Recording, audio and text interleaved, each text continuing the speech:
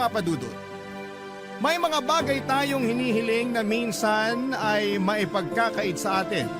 Pero kahit na ganoon ay nasa mga kamay pa rin natin. Kung paano natin patatakbuhin ang ating buhay base sa mga biyaya at suliraning ibinibigay sa atin ng may kapal. Ako po si Honey, 40 years old at isang housewife. 15 years na akong kasal sa asawa kong si William. 22 years old ako noong naging boyfriend ko siya samantalang siya naman ay 27 years old. Nakilala ko si William sa pamamagitan ng pinsan ko, dati silang magkaklase sa kolehiyo, na naging magkaibigan matapos silang makapagtapos. Inireto ako ng pinsan ko kay William at sinubukan niya akong ligawan noon ng ilang buwan. Dahil maganda ang personality nito, ay umaapaw ang kabaitan ni William, Papa Dudut. Kaya naman masasabi ko na napaka-swerte ko. Sinagot ko siya at tumagal ang relasyon namin ng 3 taon bago kami nagpakasal. Naging maganda, Papa Dudut, ang buhay mag-asawa namin ni William.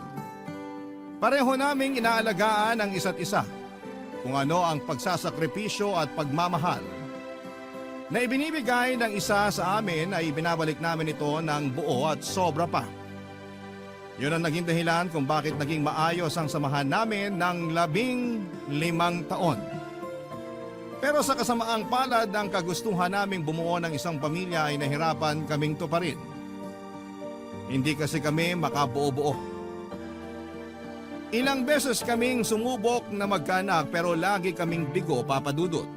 Dumaan ang mga taon, sa ika-10 anibersaryo namin ni William bilang mag-asawa, ay nag-decide kaming tumigil na sa pag-expect at tinanggap na lamang namin ang kapalaran namin na hindi na kami magkakaanak pa, Papa Dudut.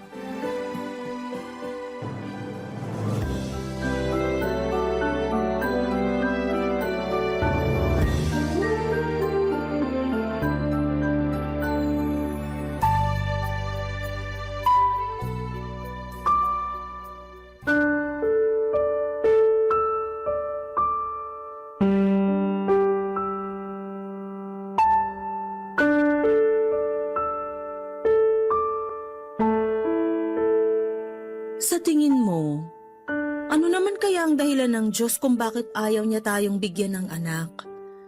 Di ba ang gusto niya magparami tayo? Pero bakit may mga taong hirap namang magkaanak? Hindi ko rin alam. Basta ang alam ko, mahirap tong pinagdadaanan natin. Mahirap umasa. Mahirap ang maghintay. Isa sa mga pangarap ko sa buhay ay yung araw na makita kitang kalong-kalong mo ang anak natin.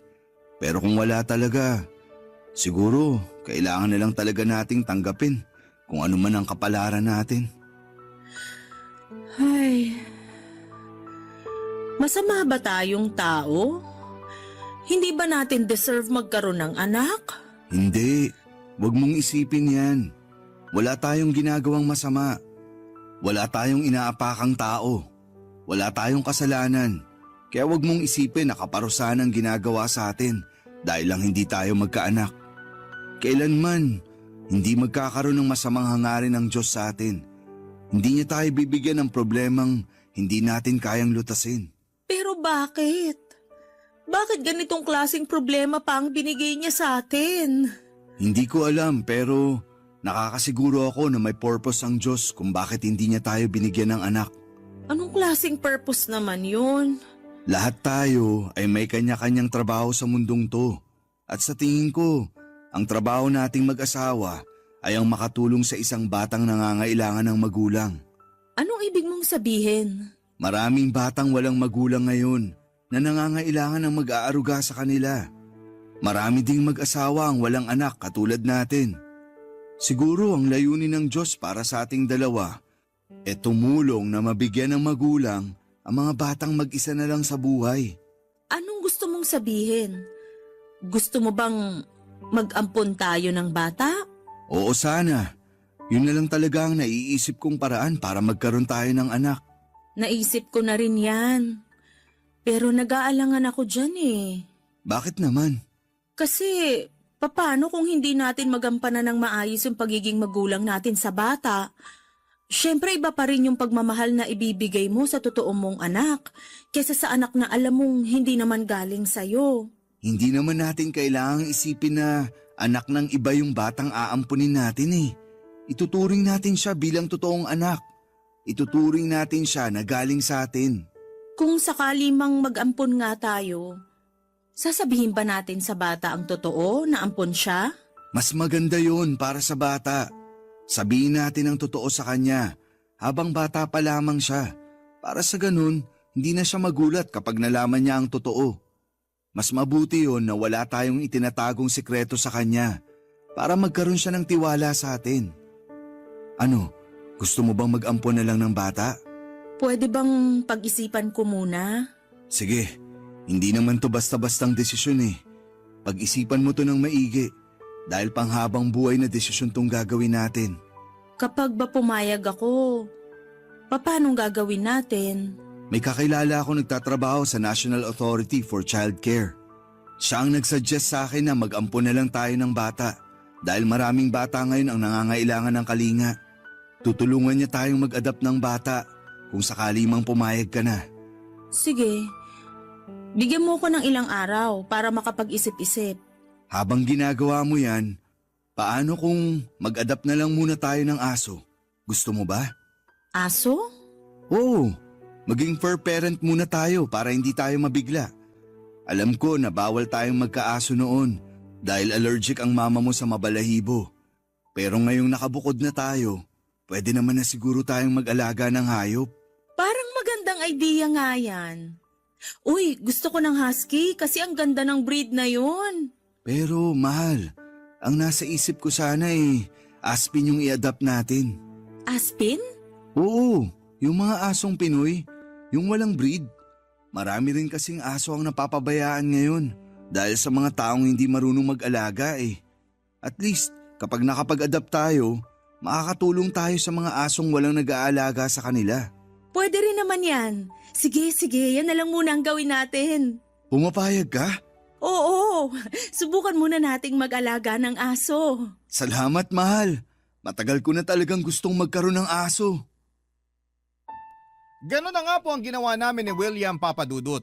Nag-adapt muna kami ng aso para maging anak namin. Isa ito sa mga preparasyon na sinubukan namin para hindi kami mabigla sa pagkakaroon ng anak.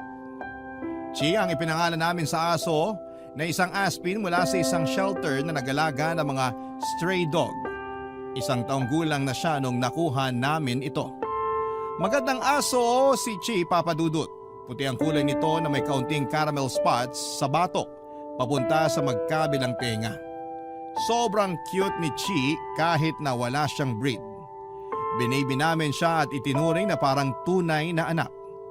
Ginastosan namin siya mula sa dog food, grooming, maging laruan at damit ay meron siya. Hindi lang aso para sa amin si Chi kundi parang tao na rin ang naging turing namin sa kanya. Isa sa mga pinakamasayang tao na siguro si William nung dumating sa buhay namin si Chi. Dahil sa kanya ay naramdaman namin ang pagiging buo ng pamilya namin. Lumipas ang mahigit 1 taon ay naisip ko noon na kaya ko nang mag-alaga. Hindi lang ng aso, kundi ng tao. Kaya naman pumayag na ako sa kagustuhan ni William na mag-adopt ng baby. Sa isang foundation kung saan nagtatrabaho ang kaibigan ni William, ay nag-inquire kami sa proseso kung paano ang mag-ampon ng bata. Una naming binuo ang requirements tulad ng marriage certificate, police clearance, health certificate at income tax return. Kailangan din magpasa ng letter of recommendation at psychological evaluation para mapatunayan na fit talaga kami ni William na mag-alaga ng bata. Matagal ang naging proseso ng adoption, Papadudut. Para na rin akong nagdalang tao dahil sa mga buwang hinintay namin bago na-finalize ang lahat. At matapos ang mahabang paghihintay ay dumating din sa buhay namin ang isang batang matagal na naming hinihiling, Papadudut.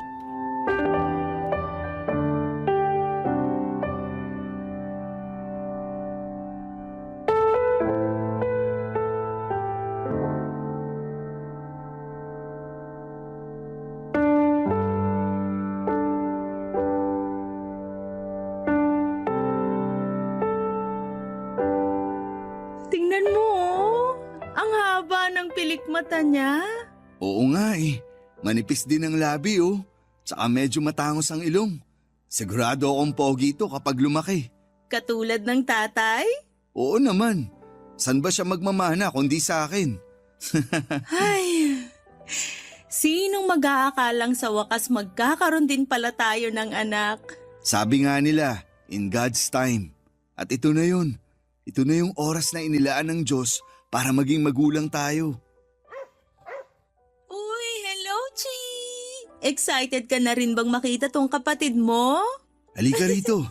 Buhatin din kita para hindi ka magselos. Ayan oh, may kapatid ka na, Chi. Meet baby Liam. Oh, huwag masyadong excited. Antayin muna nating lumaki si baby bago maglaro, ha? Oh, sige na, doon ka na muna. Paano pala yung sinasabi nilang home visit? Akala ko ba tapos na yon? May mga social worker pa rin na bibisita sa bahay natin para i-check yung status natin kasama yung bata. Kung tama yung pagkakaalala ko, tatagal ata yun ng 6 months.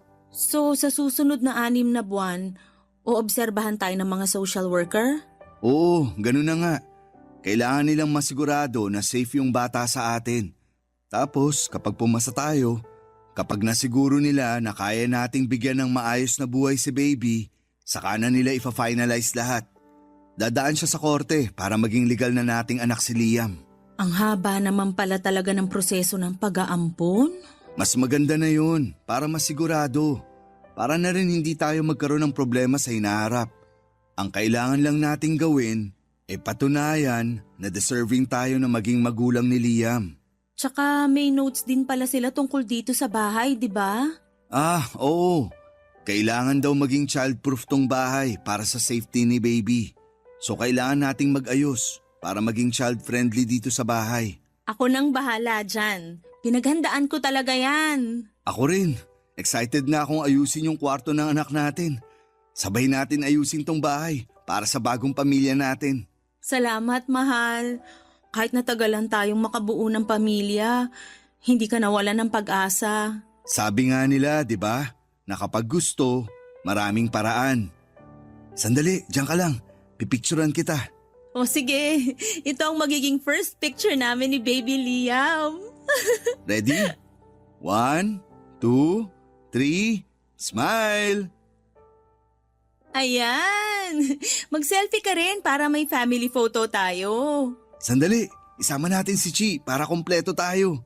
Halika rito para kasama ka sa family picture. Ang bigat mo na. Okay, ready na? 1, 2, 3, smile! Patingin nga! Eto, Ang cute! Send mo sa akin yan para mapaprint ko. Ipapa-frame ko yan. Oh, umiiyak ka ba? hindi. Tears of joy lang to. Ngayon ko lang napagtanto na natupad ko na yung pinapangarap ko na makita kang bitbit yung anak natin. Ito na siguro yung pinakamasayang araw sa buhay ko. Ako rin. Hindi ko malilimutan tong araw na to. Sa wakas, kompleto na tayo. Papadudot malaki ang pinagbago ng buhay namin ni William simula nang dumating si Liam sa buhay namin. Ginawa namin ang lahat para maging safe ang bata at para mapatunayan namin sa social worker na fit kami bilang mga magulang ni Liam. Lumipas nga ang 6 na buwan at nakapasa rin kami bilang magulang ni Liam. Sa tulong ng aming lawyer ay naging legal na rin na anak namin si Liam. Simula noon ay unti-unti naming binuo ni William ang pangarap naming pamilya. Mas tumibay ang pagsasama namin ng asawa ko simula noong naging magulang na kami ni Liam at ng aso naming si Chi. Sa loob ng ilang taon ay si Chi ang naging kaagapay namin sa pagbabantay kay Liam. May punto noon na tuwing umiiyak si Liam ay si Chi ang nakakapagpatahan sa kanya.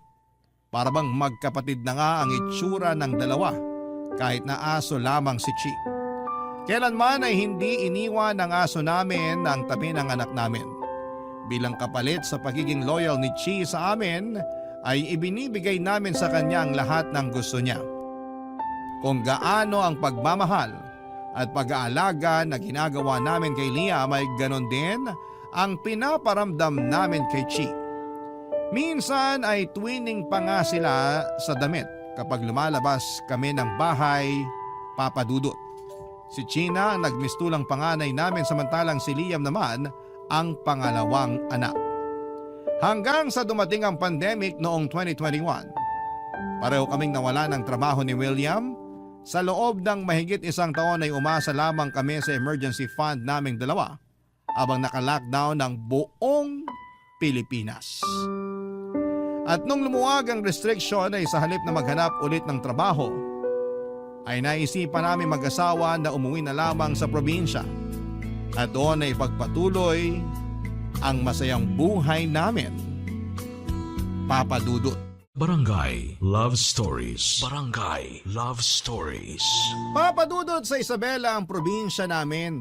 Doon ako lumaki kasama ang 2 kong kapatid. Noong namatay ang mga magulang namin ay nahati ang kanilang ari-arian sa aming 3. Sa akin napunta ang family house namin samantalang naghati naman ang 2 ko pang kapatid sa sakahan na pagmamay-ari ng pamilya namin.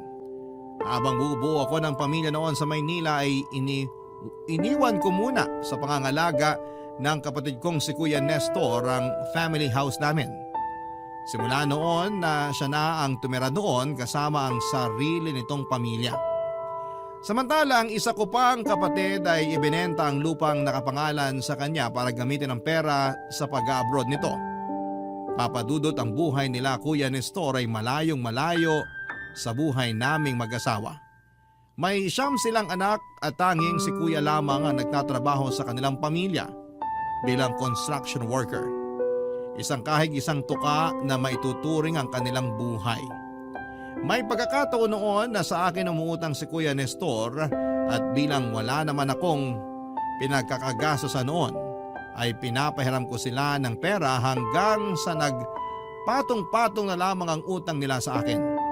Ako rin ang nagpaaral sa pangalawa nilang anak na hindi rin nakapagtapos dahil mas pinili nitong sumama sa barkada. Nung umuwi kami sa Isabela ay masaya kaming sinalubong ng pamilya ni Kuya Nestor. Pero ang tuwang nararamdaman nila ay napalitan ng pag-aalinlangan. Noong nalaman nila ang balitang doon na kami titira ng sarili kong pamilya, Papa Dudut.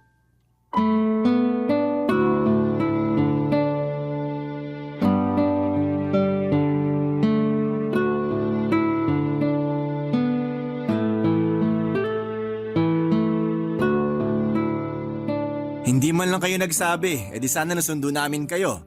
Hindi na kailangan. May sasakyan naman kami eh. Tsaka gusto namin kayong isurprise. Kung gano'n, na-surprise nyo kami. Kaya lang, hindi kami nakapaghanda sa pagdating nyo. Wala tuloy na lutong pagkain para sa inyo. Magpapabili na lang ako ng lechon manok sa anak ko. Ay kuya, wag na. Pupunta din naman kami ni William sa bayan. Kami na lang bibili ng panghapunan. O sige, kayong bahala. Nasaan pa lang mga bata? Hindi ko alam kung saan nagpupunta ang mga yon. Tsaka na lang sila umuwi kapag hapunan eh. Antayin mo na lang sila. Uuwi rin yung mga yon. Eh yung asawa mo? Nasa kabilang barangay na naman yon. Bakit? Doon ba siya nagtatrabaho? Hindi, wala yung trabaho. Ano pa bang aasahan mo kay Mina? Nagsusugal yon, naglalaro ng tong its. Ayan ang sinasabi ko sa inyo eh. Wala na nga kayong makain. Mas inuuna niyo pa ang pagsusugal. Hayaan mo na. Yun na nga lang ang tanging libangan niya eh. Siya rin naman na nag-aasikaso sa mga anak namin buong maghapon. Kaya pinagbibigyan ko na lang siya. Ay, nako. Sino nga pala gumagamit ng kwarto sa taas? Yung mga babae, sina Teresa, Angeli at Camille. Tapos yung 3 lalaki sa dating kwarto ni Kuya. Yung bunso naman kasama namin ng asawa ko. Eh yung panganay sa kapangalawa? Nagsialisa na yung mga yon. May sarili ng pamilya yung panganay ko. Talaga? Oo, nakatira siya ngayon sa asawa niya dun sa Ilocos. Eh yung pangalawa? Yung pangalawa naman, yung pinag-aral mo tapos hindi nakapagtapos, hindi ko na alam kung saang parte ng Pilipinas nakatira yon. Hala, bakit naman? Nakipagtana ng gaga. Sumama sa nobyo niyang mas matanda sa kanya ng 10 taon. Kuya naman, bakit mo naman hinahayaan yung mga anak mong magkaganyan? Matatanda na sila. Alam na nila ginagawa nila. Kahit na, kayo pa rin ang magulang. Dapat kayo ang gumabay sa kanila. Hindi yung hinahayaan nyo lang sila sa gusto nila. Sus, kung makapagsalita, wala kang ang anak eh. May anak na kami ni William. Ampon naman. Kesyo ampon o hindi, ang sinasabi ko, magulang pa rin ang obligadong magbantay sa mga anak kahit ilang taon na sila. Wala na tayong magagawa. Nangyari na yung nangyari. Maiba tayo. Ano pala yung sinasabi mong truck na darating mamaya? Yung mga gamit namin yon. Medyo na-delay sila sa biyahe kaya hindi namin sila nakasabay dumating. May dala kayong isang truck na gamit? Oo, lilipat na kami dito ng pamilya ko. Dito na kami titira. Ha?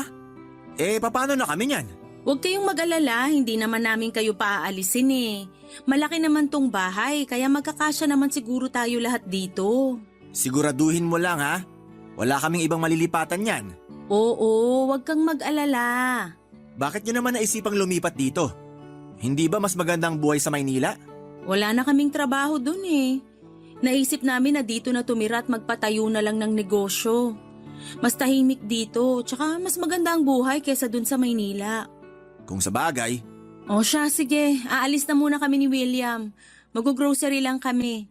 Kami na bahala sa hapunan natin mamaya. o sige, mag-ingat kayo.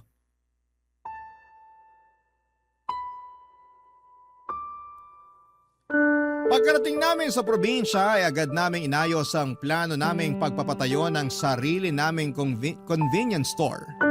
Medyo malayo sa bayan ang bahay namin, Papa Dudut. Kaya kinailangan pa naming maghanap ng pwesto kung saan ay maraming tao at walang masyadong kakompetensya. Kasabay nito ay agad ding naghanap ng trabaho si William. Dahil maganda naman ang work experience nito ay mabilis siyang nakuha sa trabaho. Samantala mas pinili ko namang maging stay-at-home mom na lamang para mabantayan sina Liam at Chi sa bahay. Dahil malaki-laki naman ang family house namin, ay hinayaan ko na lamang ang pamilya nila Kuya Nestor na manatili doon. Sa mga unang buwan ng pagsasama ng dalawang pamilya namin, sa iisang bahay ay naging maayos naman ang dynamics namin. Mabilis kaming nakapag-adjust sa buhay sa probinsya. Pero kalaunan ay unti-unti kong napapansin ang mga hindi magagandang ugali ng pamilya nila Kuya Nestor. Ang mga anak ni Kuya na pawang teenager ay lagi noong nag-aaya ng barkada sa bahay para mag-inuman. May sarili kasi kaming garahe kaya malawak ang pwesto nila para mag-inom. Hinayaan ko lamang ito noong una hanggang sa ginabi-gabi na nila ang pag-iinom kahit na may pasok sila kinabukasan. Sa kabilang banda naman, ang mga babaeng anak ni Kuya ay nagdadala ng lalaki sa bahay at doon sila naglalampungan. Hindi ito nakikita ng mga magulang nila dahil nasa trabaho si Kuya Nestor samantalang laging nasa sugala naman ang asawa nito. Hindi ko na noon natiis ang mga nakikita ko kaya kinausap ko ang kapatid ko tungkol sa mga ginagawa ng mga anak nila, Papa Dudut.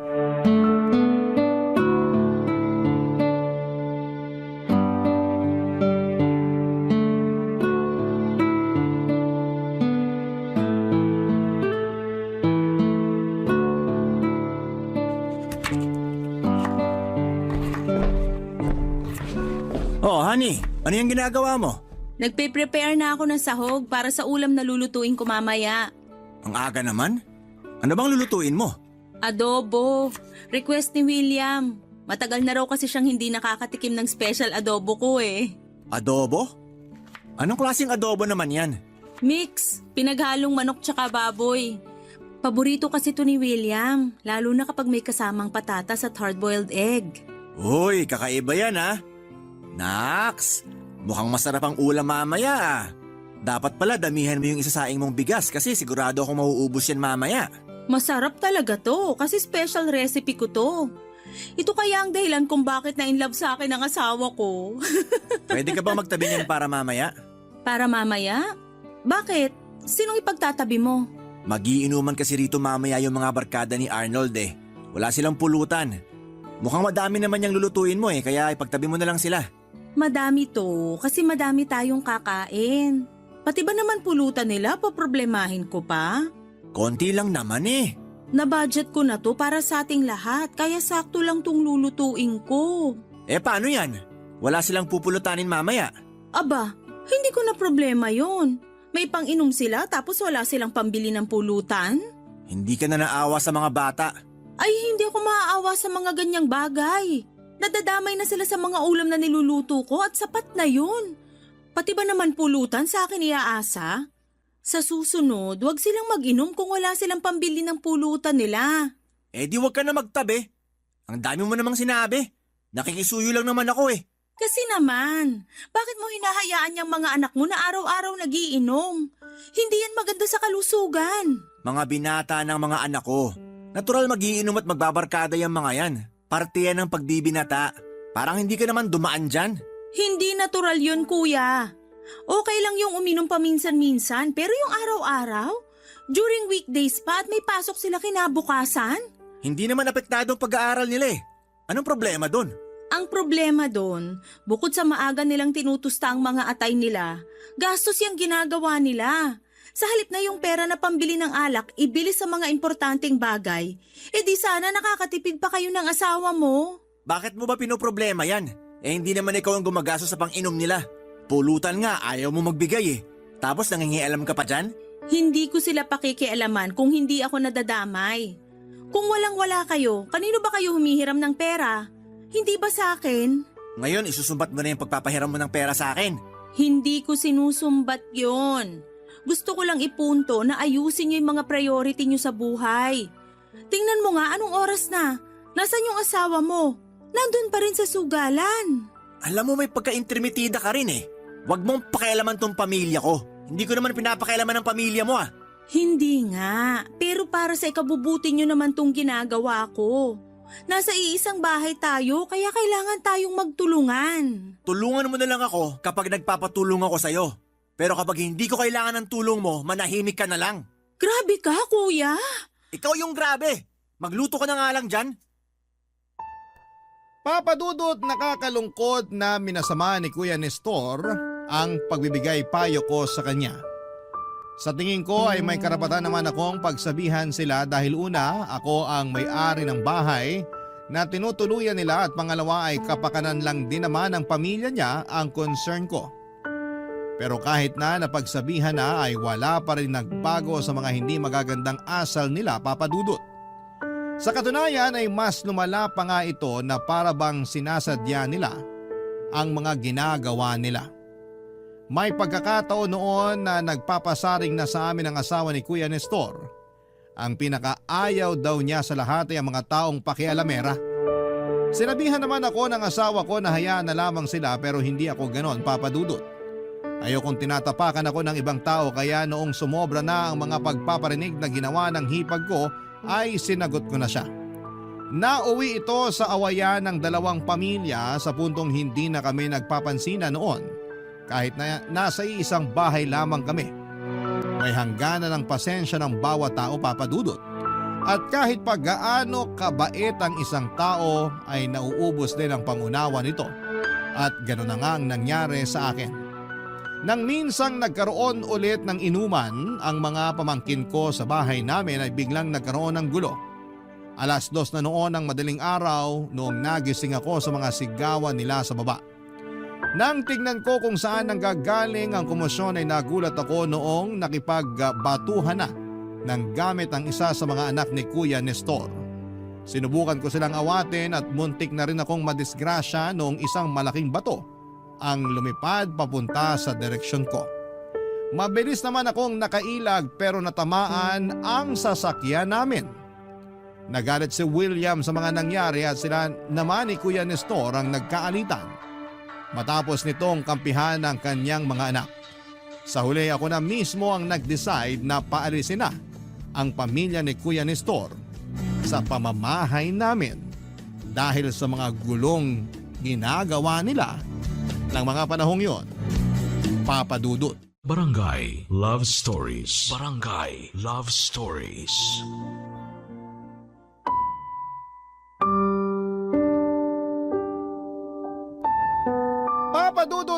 nagustuhan ni Kuya Nestor ang ginawa ko sa pamilya niya. Sobra na kasi noon ang mga nangyayari sa puntong nadadamay na ang tahimik naming pamilya. Kaya kahit ayoko man ay mas pinili kong paalisin na lamang sila para sa kabubuti ng sarili kong pamilya.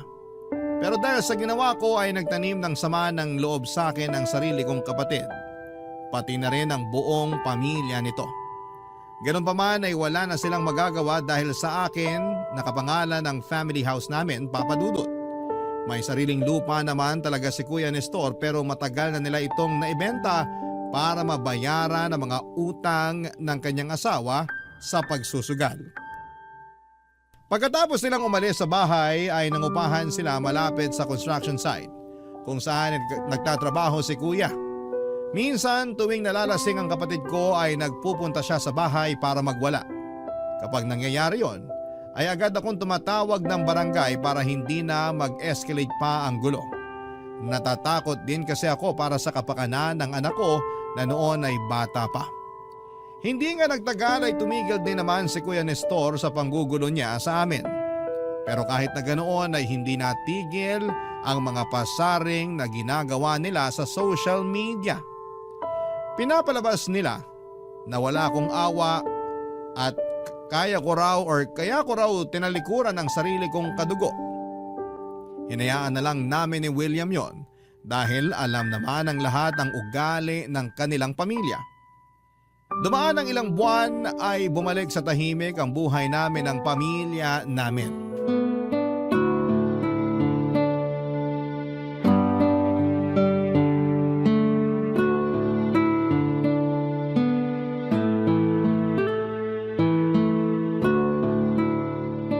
Marami kang niluto para sa breakfast ngayon ah. Maaga akong nagising kaya naglinis ako ng ref. Niluto ko na yung mga pagkaing malapit ng mapanis. Bakit tayo nagkaroon ng sobrang pagkain? Di ba nga twice tayong kumain sa labas this week? Tapos nag-attend pa tayo ng birthday kahapon. Ay, oo nga. Naaalala ko na naman yung nangyari kahapon. Bakit? Di ba nga nagpang-abot tayo nila Nestor? Hindi ko alam na imbitado rin pala sila sa birthday. Kababata kasi namin yung naghanda kaya malamang imbitado kaming dalawa. Pero hayaan mo na yun. Ang mahalaga wala namang masamang nangyari. Anong wala? Todo nga kung magparinig yung asawa niya kahapon. Hindi naman ako apektado doon. Tsaka alam naman ang lahat yung nangyari kaya hindi niya tayo masisira sa mga parinig niya. Kung sa bagay nga naman. Pero nakapag-usap kayo ng kapatid mo, di ba? Oo, kinamusta ko siya. Ano namang sinabi? Wala naman. Okay lang naman daw sila. May trabaho na yung asawa niya tapos nasa construction pa rin daw siya. Kahit papano, nakakasurvive naman daw sila sa pang-araw-araw nila. Hindi na ba siya galit sa'yo? Siguro may konting tampo pa rin. Pero hindi ko naman ramdam na galit pa rin siya sa akin. Mabuti naman kung ganun. Yung store pala, kumusta na? Nakahanap ka na ba ng dagdag na bantay doon? Oo, nagsimula na siya kahapon. Bale, 3 na sila lahat doon. Dadaan ako mamaya sa store pagkatapos ng trabaho ko para ma-check ko sila. Nga pala, lalabas kami mamaya nila Liam. Papagupitan ko yung buhok niya tapos ipapasyal ko na rin sila ni Chi sa playground pagkatapos. O sige, kailangan mo ba yung sasakyan para iwan ko na lang? Hindi, wag na. Gamitin mo na lang. Magko-commute na lang kami mamaya. Okay, sige. Teka, nasan pala si Chi? Hindi ko pa yun nakikita. Nandyan lang siguro yan. Baka nasa likod, naglalaro na naman. Chi! Halika na, kumain ka na rin. Wala eh. Sabi na may mali eh. Kasi kapag ganitong breakfast, nandito na yun na umaaligid. Sandali nga. Chi! Check mo nga dyan sa likod, dyan sa may labahan. Chi! Chi! Wala eh. Wala siya dito. Wala? Hala, sa taas kaya? Wala siya doon. Doon ako galing eh. Hindi ko siya napansin doon bago ako bumaba. Sandali, check ko muna sa harap, baka nandun siya.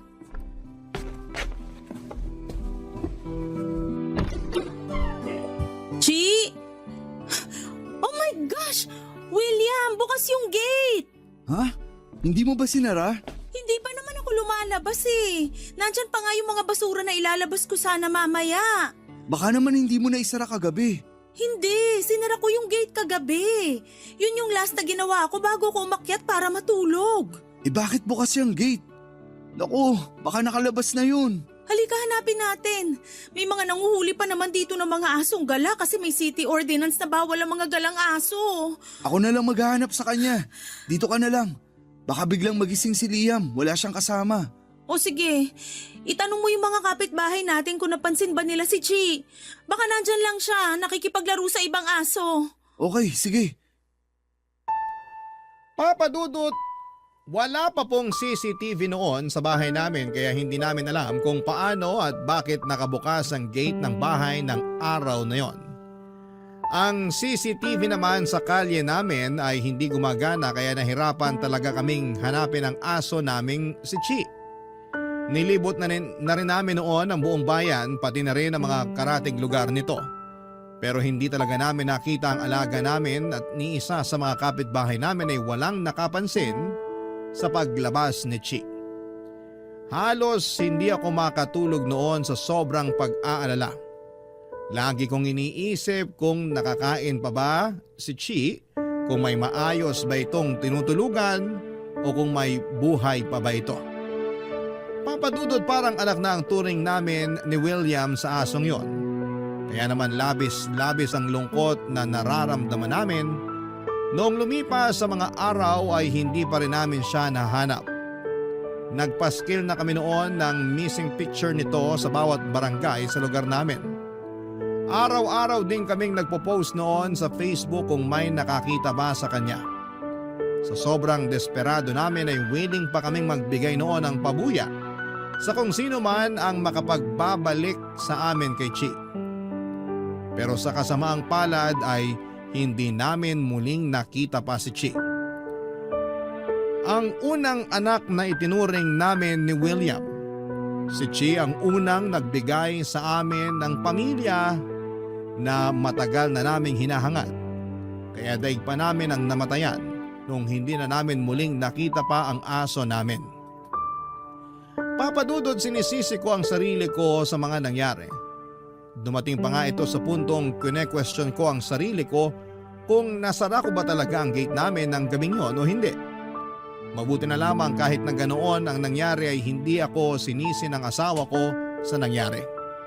Kasabay ng pinagdadaan na naming pagsubok noong araw na yon ay nasakto namang binisita ako ng kapatid kong si Nestor upang kumustahin kami, Papa Dudut.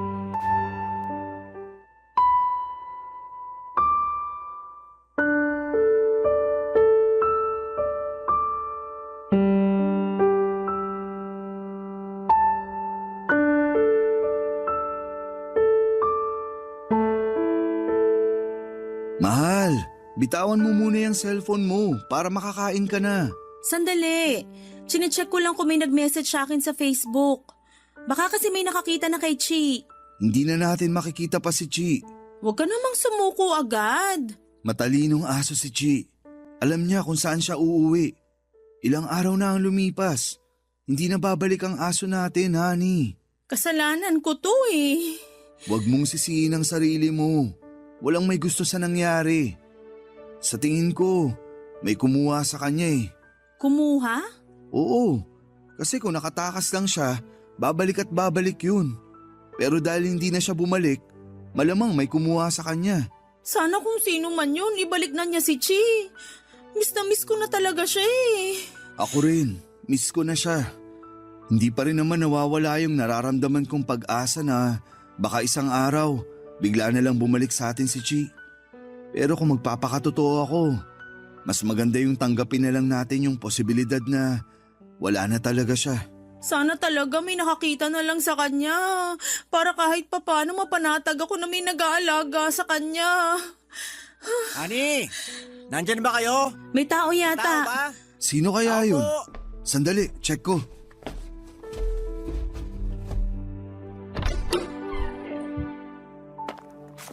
Bayaw, nandyan ba si Honey? Nestor, ikaw pala. Oo, nandito siya. Bakit? Anong kailangan mo? May ibibigay lang akong ulam. Birthday ng anak ko Napadaming niluto namin kaya naisipan ko na bigyan kayo ng pagkain. Talaga ba? Sige, halika. Pumasok ka. Salamat.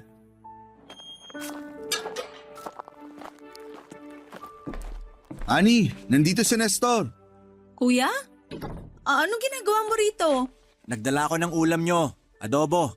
Eto. Wow, salamat! Anong meron? Birthday daw ng anak niya. Talaga? Sino? Yung bunso ko. Kung gusto nyo, daan kayo sa bahay. Maraming handa doon ngayon. May inuman din bayaw kung gusto mo. Salamat, pero hindi ako umiinom eh. Enjoy na lang kayo. Ano naman tong dinala mo? Adobo. Nabanggit mo noon na paborito nyong adobo. Kaya naisip ko na dalhan ko kayo nito. Parang peace offering ko na rin sa inyo. Maikli lang ang buhay para magkatampuhan. Kaya ako na mismong humihingi ng tawad sa mga maling nagawa namin ng pamilya ko sa inyo. Hayaan mo na yon. Kalimutan mo na yung nangyari noon.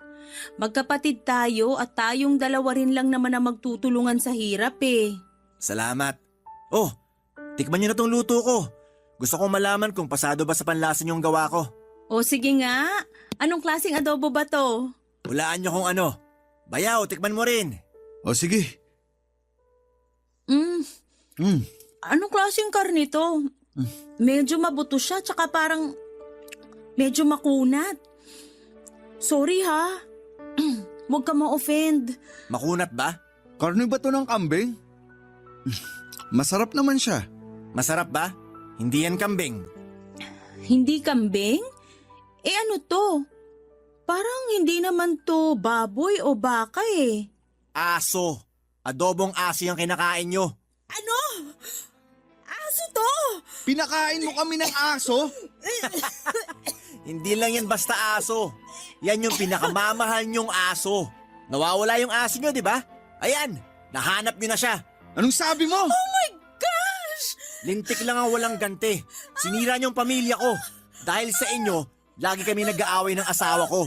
Kaya ito ang bawi ko sa inyo. Gago ka!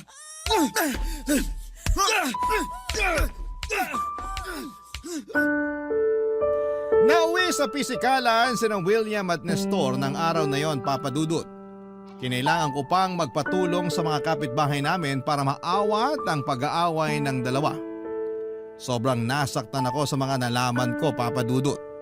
Ang aso na inalagaan at minahal naming parang tunay na anak ay ginawa lang siyang pulutan ng kapatid ko para paghigantihan kaming mag-asawa. Ang malala ay ipinakain pa nito sa amin. Agad-agad naming ipinahuli si Kuya Nestor sa mga pulis at nagsampa kami ng reklamo sa kanya dahil alam namin ni William na meron ng Animal Welfare Act ngayon o ang pagbabawal sa pagpatay at pagmamaltrato ng mga hayop. Isang malaking krimen ang ginawa ni Kuya na pagpatay at pagluto ng aso. Nakulong si Kuya at saka siya pinagmulta. Ilang buwan matapos siyang madakip ay nabalitaan na lang naming nagkasakit pala siya sa kulungan na siyang naging sanhi ng kanyang pagkamatay. Hindi ko ninais na mangyari yon kay Kuya pero siguro ay karma na rin mismo ang gumawa ng paraan para maningil sa kasalanang kanyang ginawa. Papadudod para maibsan ang kalungkutan namin ni William sa pagkawala ni Chia ay muli kaming nag-adapt ng aso sa isang shelter. 2 aso ang kinuha namin na siyang nagsilbing bagong kapatid ng anak naming si Liam. Pagkatapos nito ay lumipat kami ng tirahan matapos ang nangyari para makalayo na kami sa pamilya ni Kuya Nestor. Ibinenta namin ang family house na nakapangalan sa akin at nagpatayo kami ng bago. Ngayon ay maayos at tahimik na ulit ang buhay namin, Papa Dudut. Nagsimula na mag-aral si Liam at masaya kami na habang bata pa siya ay nagsisimula na siyang matuto kung paano mahalin at respetuhin ang mga hayop sa kanyang paligid. Ito na po ang katapusan ng kwento ko at sana ay magsilbing aral sa bawat nakikinig ang nangyari sa aking kuya. Maraming salamat po sa inyo, ang inyong forever kapuso at kabarangay, Honey.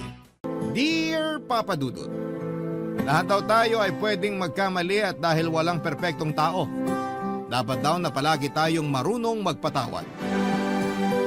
Pero hindi lahat ng kasalanan o pagkukulang ay madaling kalimutan. Lalo na kung nag-iwan ito ng malalim na sugat sa mga puso natin. Magandang tanghali po sa inyong lahat at sa lahat ng kabarangay natin na nakikinig ngayon. Itago niyo na lamang po ako sa pangalang Elaine, 27 years old at nagtatrabaho sa isang insurance company dito sa Mandaluyong.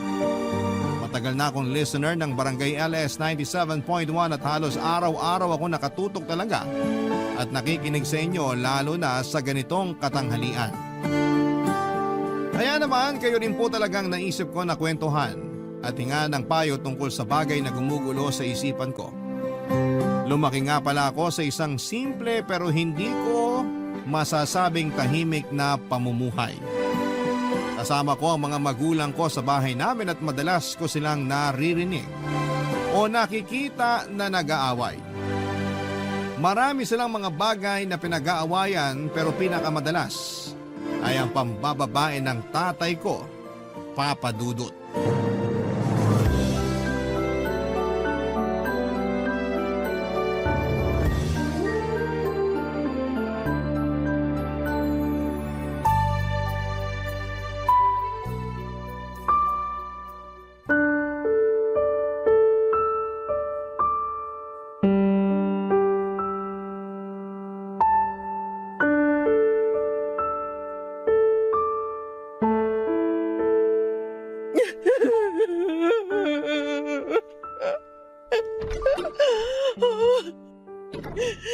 Nay, ano pong hapunan natin? Nagugutom na po kasi ako, tsaka... Nay? Umiiyak po ba kayo? Nay, ano po nangyari? Bakit po kayo umiiyak? Elaine! Ang tatay mo!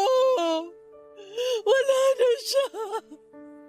Umalis na siya! Iniwan niya na tayo! Ano pong ibig niyong sabihin na iniwan niya na tayo? Umalis siya kanina at dinala niya na mga gamit niya. Ha? Pero bakit po yung ginawa ni tatay? Dahil ang sabi niya, buntis na raw ang kabit niya at kailangan niya ng panagutan yung babae na yon.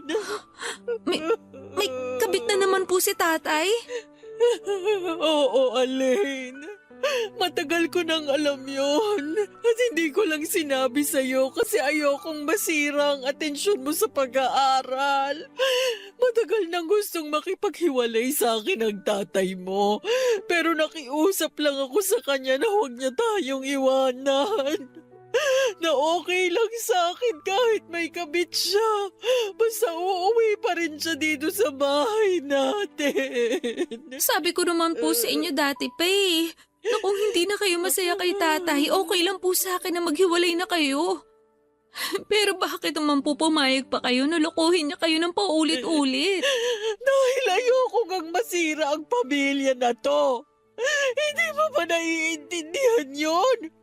Gusto kong manatili tayong buo sa bahay na to. Kahit alam niyo na hindi na kayo mahal ni tatay? Oo!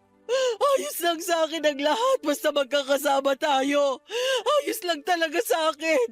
Kaya hindi ko maintindihan kung bakit kailangan pa tayong iwan ang tatay mo. Tanggap ko naman kahit nalaman kong buntis na ang kabit niya. Sinabi ko sa kanya na ayos lang kahit... Nay, naririnig niyo po ba yung sinasabi niyo? Ayos lang po talaga sa inyo kahit nabuntis ni tatay ang kabit niya? Wala na po ba talaga kayo natitirang respeto para sa sarili niyo? Hindi mo kasi ako naiintindihan, Elaine. Nay, mahal ko rin naman po si tatay. Pero hindi na po talaga tama ang ginagawa niya sa inyo. Kaya wala na rin ako nakikitang dahilan para mahalin at irespeto ko pa siya bilang tatay ko. Huwag mo gang sabihin yan! Tatay mo pa rin siya! Kung marunong siya magpakatatay, hindi siya aalis ng bahay na to. Hindi niya kayo lolokohin. At hindi siya magkakaroon ng anak sa ibang babae. Kaya gumising na po sana kayo. Huwag niyo na pong iyakan ng isang walang kwentang tao na gaya niya. Hindi ko kaya. Hindi ko kaya na mawala siya sa buhay ko, anak. Hindi ko kaya na mawala siya sa atin. Kakayanin niyo po, Nay. Kakayanin niyo para sa akin. Kakayanin po natin mabuhay nang wala siya. Pangako. Pangako, hindi po ako mawawala sa tabi niyo. Gagawin ko ang lahat para mabuhay tayo nang wala si tatay sa bahay na to.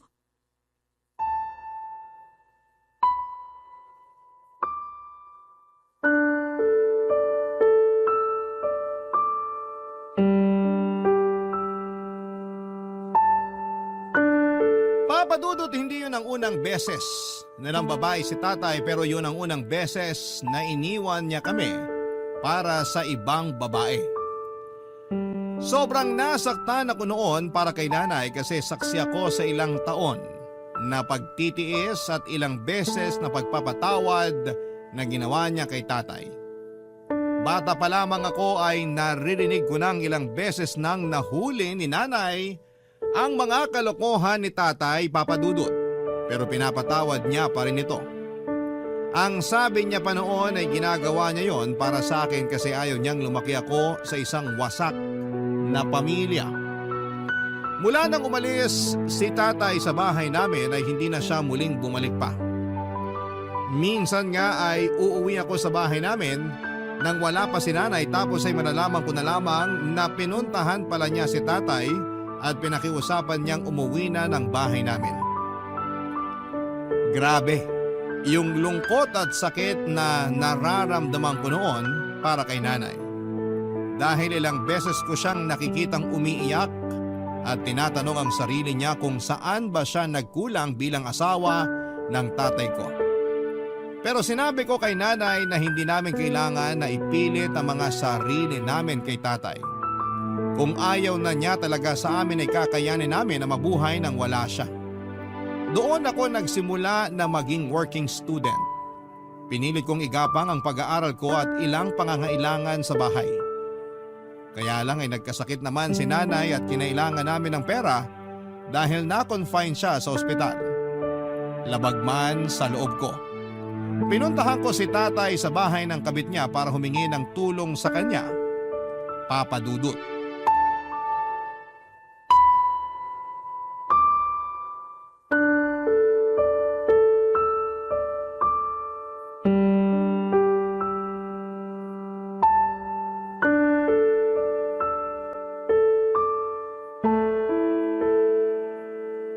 Tao po.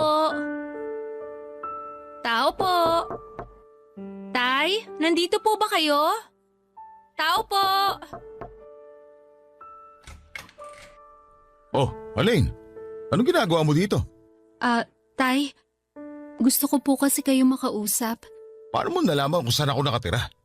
Nakita ko po sa maliit na notebook ni nanay na palagi niyang dala kapag umaalis siya ng bahay. Bakit ka ba nandito? Kailangan ko po kayo makausap, Tay. Umalis ka na, dahil wala naman tayong dapat pag-usapan. Kailangan ko po ng tulong niyo, Tay. Nasa ospital po si nanay at kailangan na maoperahan siya agad. Hindi ako doktor, kaya bakit ako pinuntahan mo?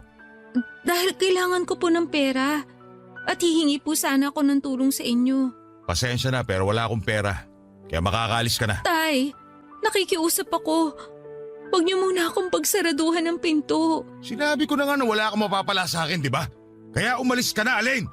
Tay, hindi ko naman po talaga gustong pumunta dito sa bahay niyo eh. Ayun naman pala eh! Bakit ayaw mo pang umalis? Baka maabutan ka pa ng... Ano? Nang kabit mo? Umalis ka na! Hindi talaga kita matutulungan dahil marami rin kaming gastusin dito sa bahay. Tay, nakikiusap po ako. Wala na po kasi talaga akong ibang malapitan. Pero wala nga akong kahit na anong tulong na maibibigay sa'yo. Buntis sa kinakasama ko. Kaya gipit din kami sa pera ngayon. Gipit? Talaga? O sadyang wala ka na lang talagang pakialam kay nanay? Tay, baka nakakalimutan niyo na mag-asawa pa rin kayo ni nanay. Nag-usap na kami ng nanay mo. At alam niyang wala na akong responsibilidad sa kanya dahil tapos na ang lahat sa aming dalawa. Kasama po ba ako sa sinasabi niyong responsibilidad? Kahit hanggang ngayon at kahit kailan, hindi na magbabago na anak mo pa rin ako. Bakit hindi kayo makasagot? Kasi nahihiya kayong aminin na tinalikuran niyo na pati ang pagiging tatay niyo sa akin. Tay, hindi naman po talaga ako pumunta dito bilang anak niyo.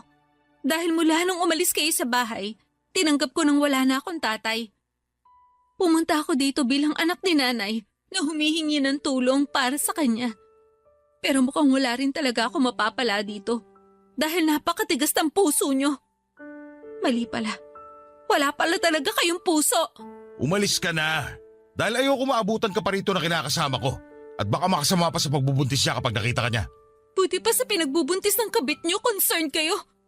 Pero sa akin na anak niyo kay nanay, wala talaga kayong pakialam. Dahil alam kong kaya mo na ang sarili mo. Kakayanin ko kasi wala na talaga akong tatay. Kakayanin namin ni nanay na wala ka na sa buhay namin. At tandaan niyo, ito ang kahuli-hulihang pagkakataon na ituturing ko kayong tatay ko.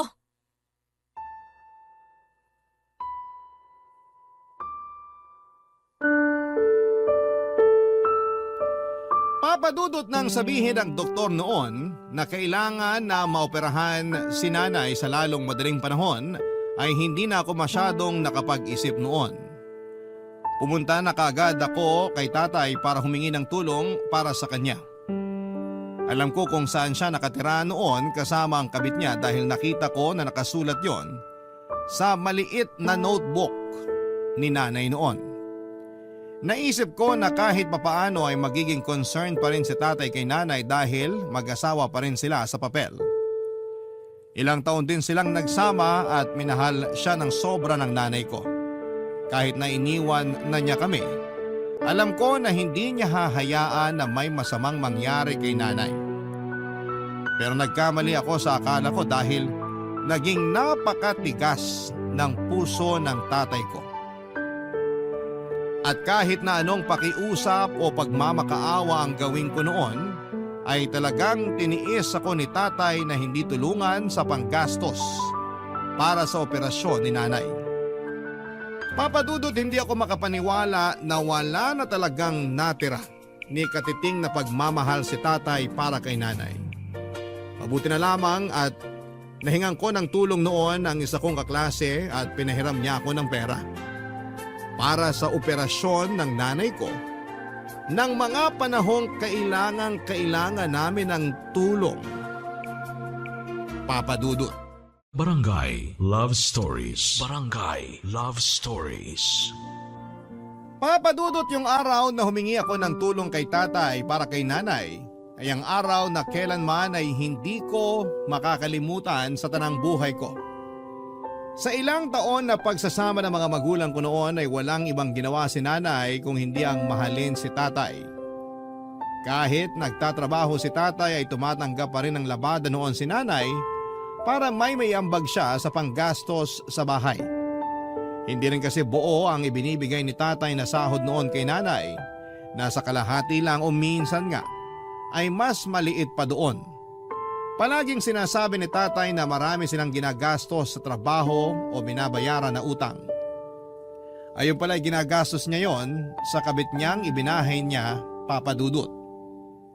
At pagkatapos niya akong hindi tulungan na maoperahan si nanay ay tinatako na talaga sa isipan ko na patay na ang tatay ko. Naging maayos naman si nanay pagkatapos ng kanyang operasyon at mula noon ay naging mas porsigido ako sa pagtatrabaho at pag-aaral. Dahil hindi ko na pinayagan si nanay na tumanggap ng labada, nagdagdag ako ng oras sa part-time job ko para mapagkasya ang sinasahod ko sa lahat ng mga gastusin namin. Pilit kong pinagkakasya ang oras ko sa trabaho, pag-aaral at konting pahinga, Papadudot.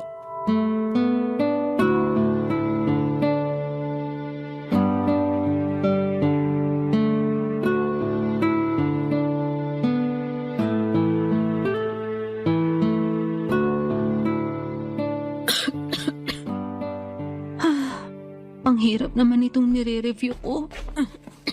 Alin, anak? O Nay, bakit gising pa po kayo? Mag-aalas 2 na po na madaling araw ah. Hindi rin kasi ako makatulog, saka naririnig ko na rin kasi ang pag-ubo mo. Nagising po ba kayo dahil sa pag-ubo ko?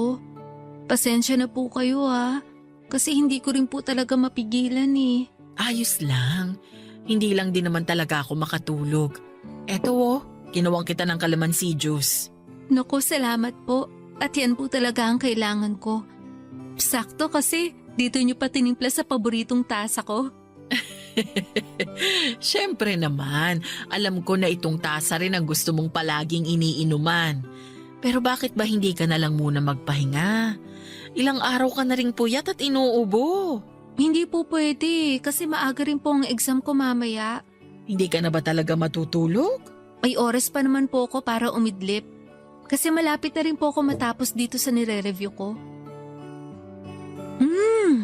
Ang sarap po nitong kalamansi juice na ginawa niyo. Naku, mabuti naman at nagustuhan mo. Kasi alam ko na makakatulong din yan para hindi na masyadong mangati ang lalamunan mo. Malaking tulong po talaga to. Salamat po. Medyo gagabahin nga po pala ako ng uwi mamaya. Kasi magdadagdag po ako ng oras dun sa part-time job ko. Bakit naman magdadagdag ka pa ng oras sa trabaho? Nagpaalam po kasi yung isang katrabaho ko na hindi siya makakapasok mamaya dahil masama yung pakiramdam niya. Ako na po nag-volunteer na saluhin yung shift niya. Masama din naman ang pakiramdam mo, kaya dapat hindi mo na ginawa yun. Konting pahinga lang naman po ang kailangan ko pagkatapos ng klase ko. At saka, bayaran na rin po kasi ng bills natin para sa tubig at kuryente. Kaya kailangan ko rin po talaga magdagdag ng oras sa trabaho. Pasensya ka na anak ha. Wala na akong naitutulong halos dito sa bahay. Ano po ba yung sinasabi niyo, Nay? Halos wala na nga po kung ibang ginagawa dito sa bahay kundi mag-aral at magpahinga. Dahil lahat ng gawaing bahay inaasikaso niyo na po. Ayun lang naman kasi ang pwede kong gawin. Kasi ayaw mo na akong payagan na tumanggap ng labada. Kasi po baka makasama pa sa katawan niyo. Di naman ako magpapakapagod sa paglalaba, Alin. Kaya ko pang tumanggap ng labada para kahit papaano. Nay, pinag-usapan na po natin to, di ba? Oo na. Ang gusto ko po, nandito lang kayo palagi sa bahay. At kung kikilos man kayo, yung mga gawain lang dito sa bahay. Ayoko na po na masyado niyong pinapagod ang sarili niyo. Pero nahihiya na kasi ako sa iyo, anak. Tignan mo nga ang sarili mo, Ang payat-payat mo na kasi palagi kang pagod at puyat sa trabaho at sa pag-aaral mo. Nag-diet lang po talaga ako, Nay. Hindi po to dahil sa pagod o puyat. Kaya wag po kayo masyado mag-alala sa akin. May konting ubo lang po ako ngayon pero ayos lang po talaga ako. Alam ko naman po na hindi talaga madali ang sitwasyon natin ngayon. Wag po kayong mag-alala. Gagawin ko po talaga ang lahat para makatapos ako sa pag-aaral. At mas magiging maayos ang buhay natin. Papadudot ginawa ni nanay ang lahat para makatulong sa akin. Nung una nga ay ayaw niya pang pumayag nang sabihin ko sa kanya na huminto na siya sa pagtanggap ng mga labada. Ayaw niya raw kasi na maging pabigat sa akin. Sinabi ko kay nanay na kahit kailan ay hindi siya naging o magiging pabigat sa akin. Kaya sa huli pumayag na rin siya sa pakiusap ko na hindi na tumanggap ng labada. Pero kahit na hindi na tumatanggap si nanay ng labada ay grabe naman ang pag-aasikaso na ginagawa niya sa akin noon. Kapag nasa bahay ako ay sinisigurado ni nanay na may maihahanda siyang pagkain para sa akin. Inaasikaso niya rin ang mga gamit o uniform ko na para sa school o sa trabaho. At madalas na hinihintay niya pa akong makauwi ng bahay para sabay kaming kumain. Mga simpleng bagay na ginagawa niya pero sobrang na-appreciate ko talaga, Papa Dudut. Kaya naman para sa kanya din talaga lahat ng pagsusumikap ko noon na makatapos ng pag-aaral ko, Papa Dudut.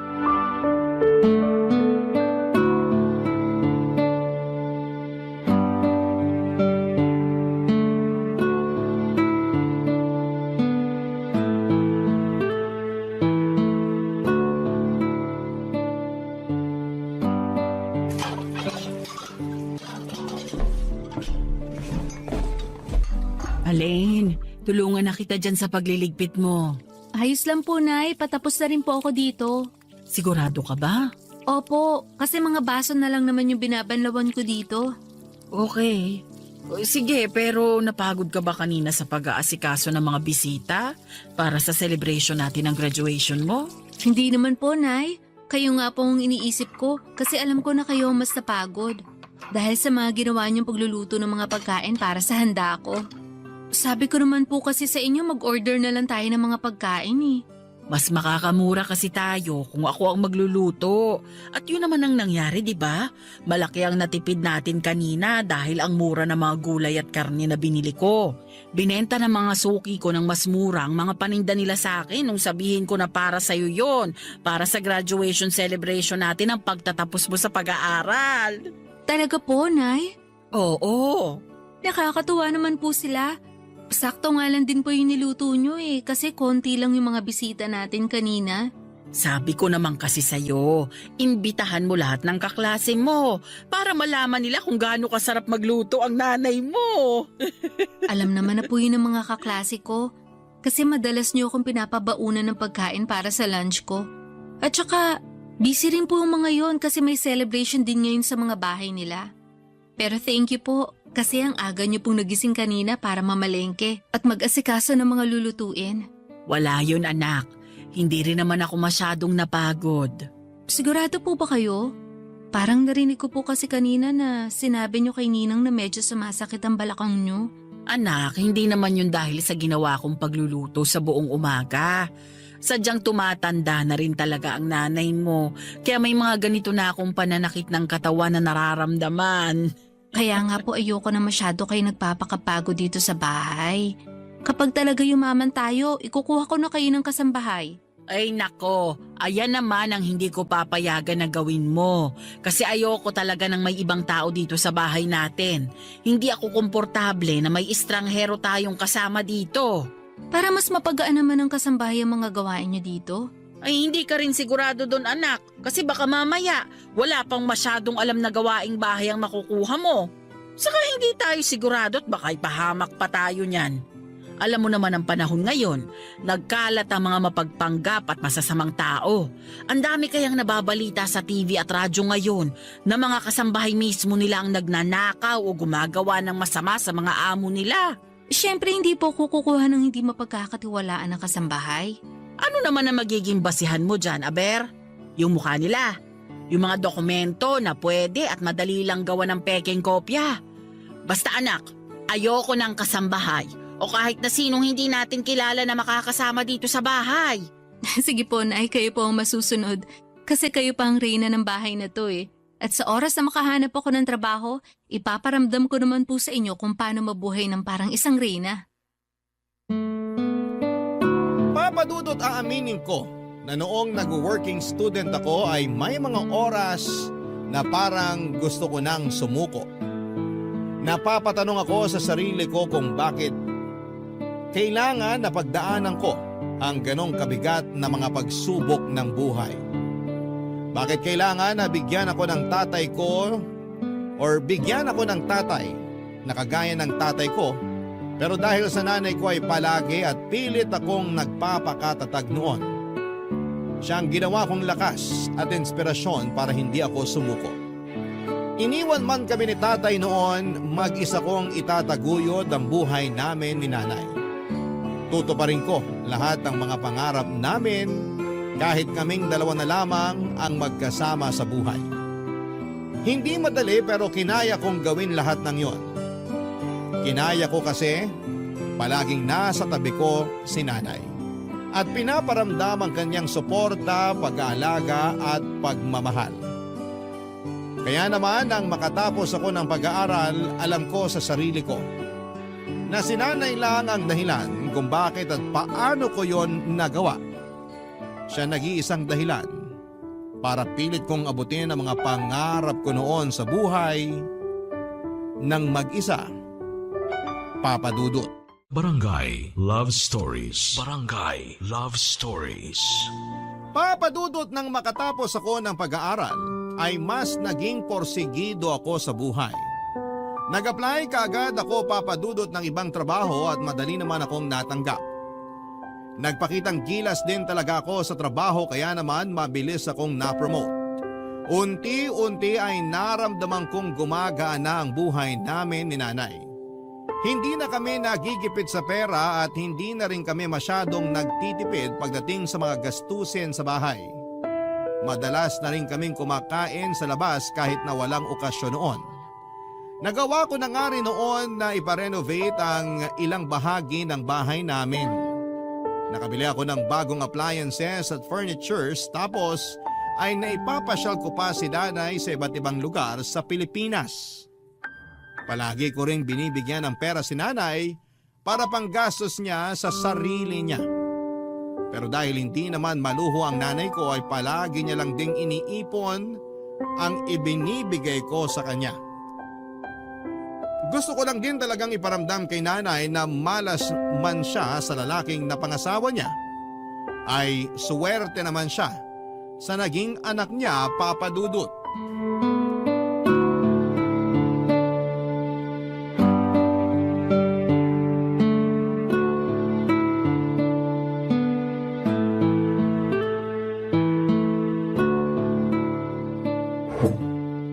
Ang ganda naman ng tasa na to.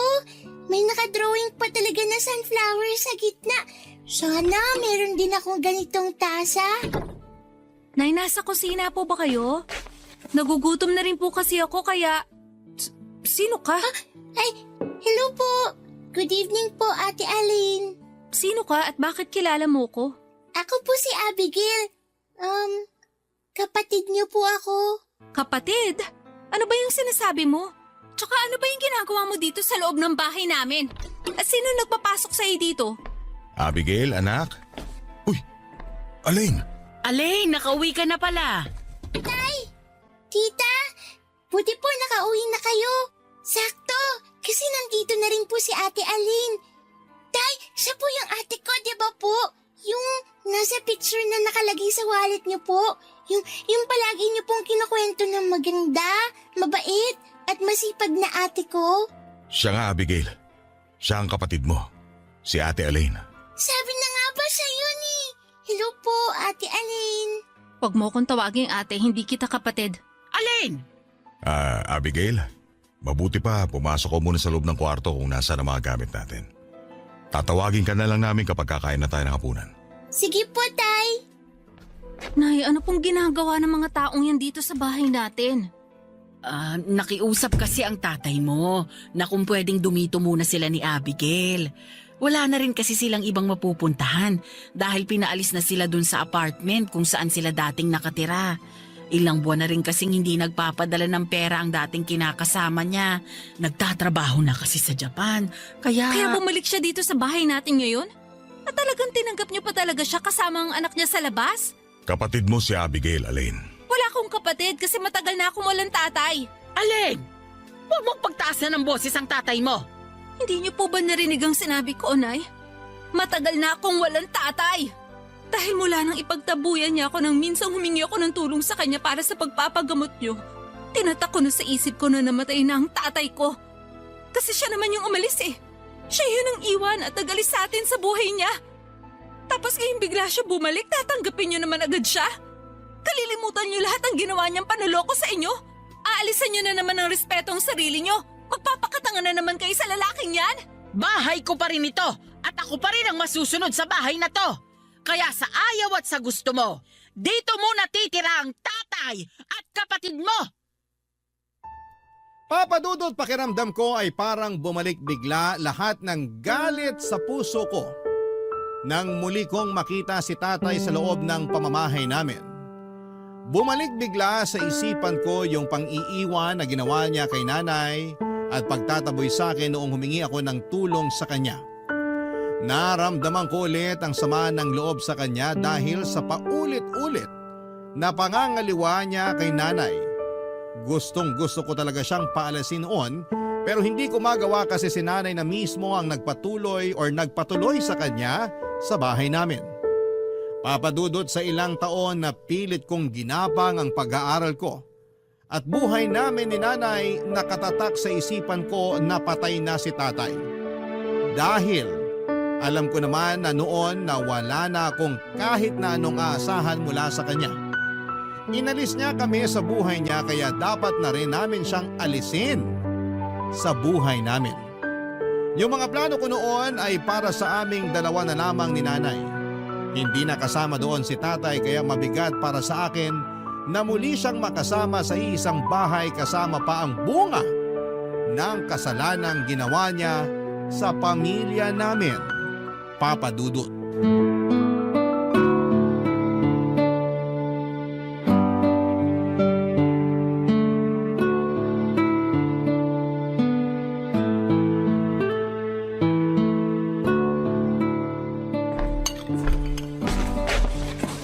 Tita, ano pong ginagawa niyo? Pinagtitimpla ko ng kape ang kapatid mo. Kasi hanggang dito sa bahay, nagtatrabaho pa rin siya kahit araw ng Sabado. Ang sipag nga po magtrabaho ni Ate Alin. Palagi na lang siyang nakaharap sa laptop niya. Pero alam niyo po, ang ganda talaga ng tasa na to. Nagustuhan mo ba yan? Opo, ang cute kasi ng sunflower na nakadrawing dito sa tasa. Paboritong tasa yan ng ate mo. Talaga po? Oo, ito yung madalas na gusto niyang paglagyan ng mga tinitimpla ko sa kanyang inumin. Regalo ko rin sa kanya ito noong 15th birthday niya. At mula noon, ito na yung naging paboritong tasa niya. Kaya po pala parang espesyal sa kanyang tasa na yan. Ganun na nga, pero huwag kang mag-alala. Ibibili rin kita ng ganyan kapag may nakita na ako sa palengke.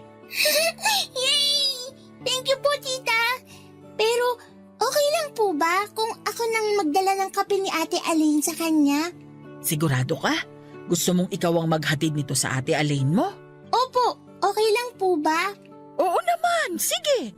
Eto, dalhin mo na tong tasa ng kape sa sala kasi andun ang kapatid mo. Sige po, ako na pong bahala dito. Salamat, Abigail. Pupunta lang din ako sa likod ng bahay. Tutulungan ko ang tatay mo sa paglilinis doon. Dadalhin ko na rin po tong tasa ng kape ni Ate Alin.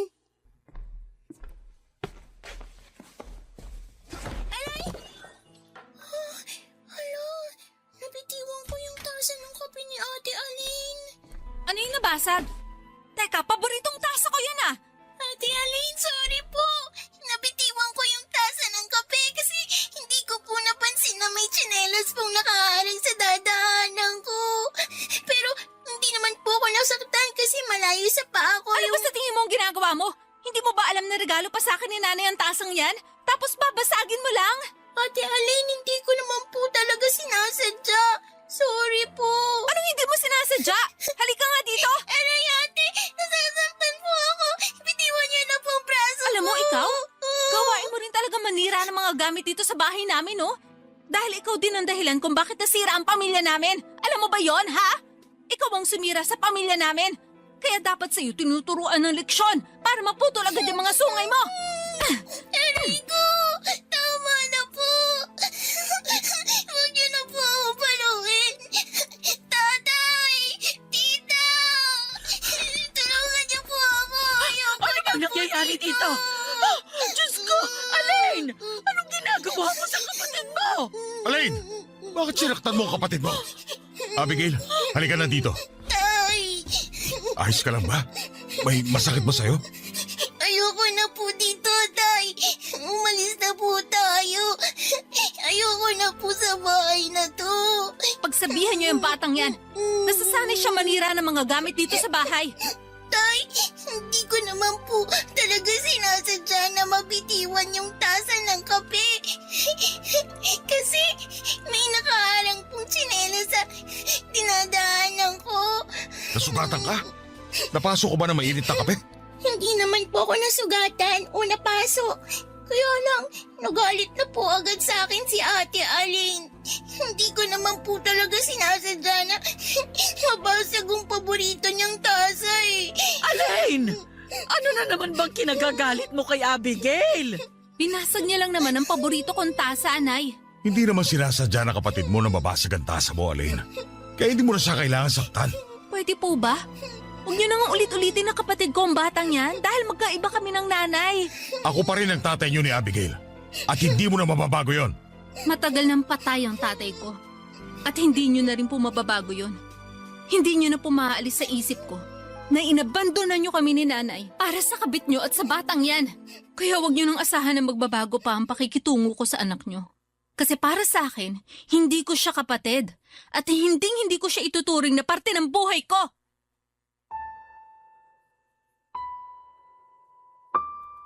Papa Dudut, tutol talaga ako sa muling pagbabalik ni tatay sa bahay namin tapos ay sinama niya pa ang anak niya sa kabit niya. Wala na akong pakialam kung nakarma na ba talaga siya o pinagsisisihan niya ang naging kasalanan niya. Dahil ilang taon siyang walang naging pakialam sa amin. Kahit sinabi niya na gusto niyang makabawi sa amin o sa akin na anak niya ay hindi na kailangan dahil hindi na maibabalik pa yung panahon na naghirap kami ni nanay ng dahil sa kanya. Matagal na pong patay si tatay para sa akin. Kaya wala na akong balak noon na makipag-ayos pa sa kanya. Maayos na kasi ang buhay namin ni nanay at hindi ko alam kung bakit kailangan niya pang pabalikin si tatay sa buhay namin. Pero kahit magkasama kami sa isang bahay ay hindi ko sila gaanong kinikibo ng anak niya. Walang dahilan para kausapin ko pa sila ng anak niya. Kaya naiinis ako kay nanay kapag nakikita ko na inaasikaso niya ang mga ito. Nung una nga ay pareho pa si tatay at Abigail na nasa bahay lang pero dahil sa pagpaparinig sa mga gastusin sa bahay ay muling nagtrabaho si tatay bilang barker sa malapit na sakayan ng jeep. Napakabigat din ang loob ko noon kay Abigail dahil siya ang bunga ng pagkakasalang nagawa ni tatay kay nanay. Alam ko na walang kasalanan ng bata pero hindi ko pa rin maalis ang bigat na nararamdaman ko para sa kanya. Hanggang ngayon ay nasa bahay pa rin namin sina tatay at Abigail at aaminin ko sa inyo Papa Dudut na hindi pa rin maayos ang pakikitungo ko sa kanila. Hindi nyo naman ako masisisi kung maging ganito ako sa kanila dahil sa mga pinagdaanan ko sa buhay. Nakakapagod, magalit, magdabog at magparinig. Pero hindi ko mapigilan ang sarili ko. Hindi ko mapigilan dahil ilang taon akong nahirapan ng dahil sa kapabayaan ni tatay sa amin noon. At sa totoo lang, hindi ko alam kung hanggang kailan ako magiging ganito. Ano bang dapat kong gawin? Dapat na ba akong magpatawad at kalimutan lahat ng kasalanan ni tatay? O dapat na umalis na lamang ako sa bahay namin para mabigyan ko ng peace of mind ang sarili ko? Hanggang dito na lamang po ang sulat ko at umaasa ako na makarinig ako ng payo mula sa inyo at sa mga kabarangay natin. Ang inyong forever kapuso at kabarangay, Alain.